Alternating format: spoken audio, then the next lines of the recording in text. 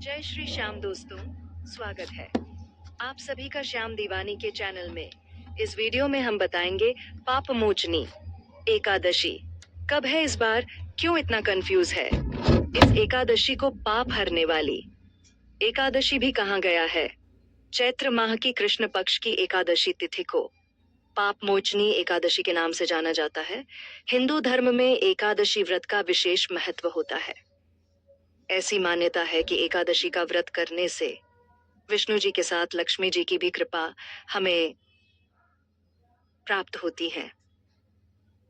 आइए जानते हैं कि पाप मोचनी एकादशी का व्रत कब रखा जाएगा। इस साल पाप मोचनी एकादशी व्रत की तिथि को लेकर लोगों में कंफ्यूजन बना हुआ है। समझ ही नहीं आ रहा कि आखिर व्रत किस दिन रखना। कोई कहता है 25 को है एकादशी, कोई 26 को बता रहा है। इससे बहुत कंफ्यूज है।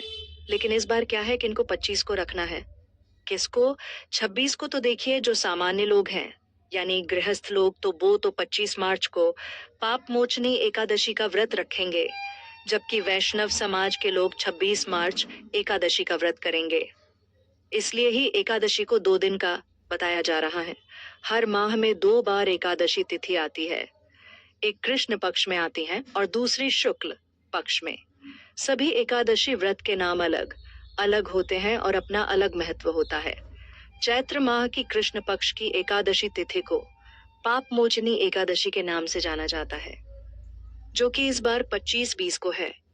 इस दिन लोग व्रत रखकर भगवान विष्णु और माता लक्ष्मी की पूजा करते हैं।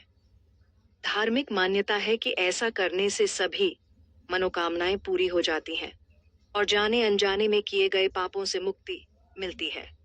एकादशी व्रत का पारण दूसरे दिन यानी सूर्योदय के बाद द्वादशी तिथि में किया जाता है।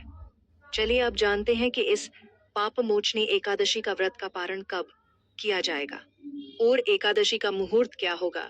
तो देखिए, पंचांग के अनुसार चैत्र माह की कृष्ण पक्ष की एकादशी तिथि 25 मार्च को सुबह को 5 मिनट 4 सेकंड पर शुरू होगी। वहीं इस एकादशी तिथि का समापन 26 मार्च को दोपहर 3:45 पर होगा।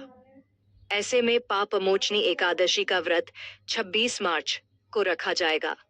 पाप मोचनी एकादशी व्रत पारण का समय 26 मार्च को दोपहर 1:58 से लेकर दोपहर 4:26 रहेगा। वैष्णव पाप मोचनी एकादशी व्रत तिथि 26 मार्च 2025। वैष्णव पाप मोचनी एकादशी व्रत पारण 7 मार्च 2025। वैष्णव एकादशी व्रत पारण का समय रहेगा 7 मार्च को सुबह 6:37 से सुबह 9:04 तक। पाप मोचनी एकादशी की पूजा एक दिन पहले से ही शुरू हो जाती है। व्रत के एक दिन पहले से ही पूजा स्थल को गंगा जल से शुद्ध साफ सुथरा करके इसके बाद पूजा स्थल पर सप्त अनाज का संग्रह किया जाता है। मतलब जिस जगह आपका पूजा स्थल है या एकादशी की पूजा करेंगे, वहां 7 तरह के अनाज को इकट्ठा कर लें। जैसे गरुड़ पुराण में धान, जौ, गेहूं, मूंग, उड़द, काकुन, सावां और चना, इन अनाजों को सप्त धान्य कहा गया है। उसके बाद एकादशी के दिन सुबह जल्दी उठकर स्नान आदि करने के बाद पूजा स्थल पर सप्त अनाज के ऊपर तांबे या मिट्टी का एक कलश स्थापित करें। इसके बाद भगवान विष्णु की मूर्ति या चित्र को साके स्थापित करें। अब भगवान विष्णु को धूप, दीप, चंदन, फल फूल और तुलसी आदि अर्पित करें। पूजा के बाद एकादशी व्रत कथा का पाठ करें और भगवान विष्णु की आरती आदि करके किसी भी मिष्ठान का भोग अर्पित करें। हिंदू धर्म में हर व्रत का विशेष महत्व होता है। एकादशी व्रत का भी अधिक महत्व है।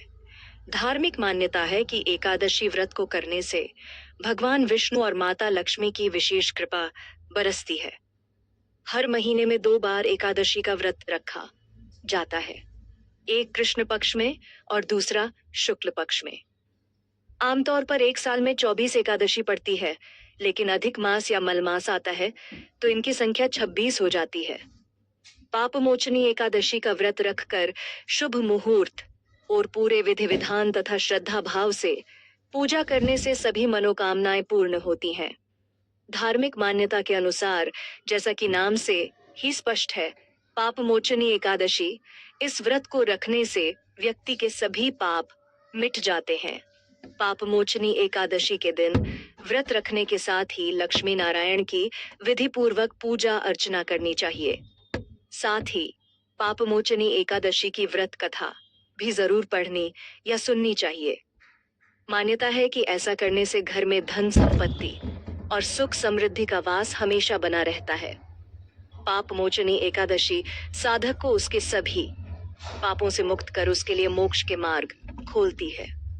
इस व्रत को रखने से जन्म जन्मांतर के पाप मिट जाते हैं।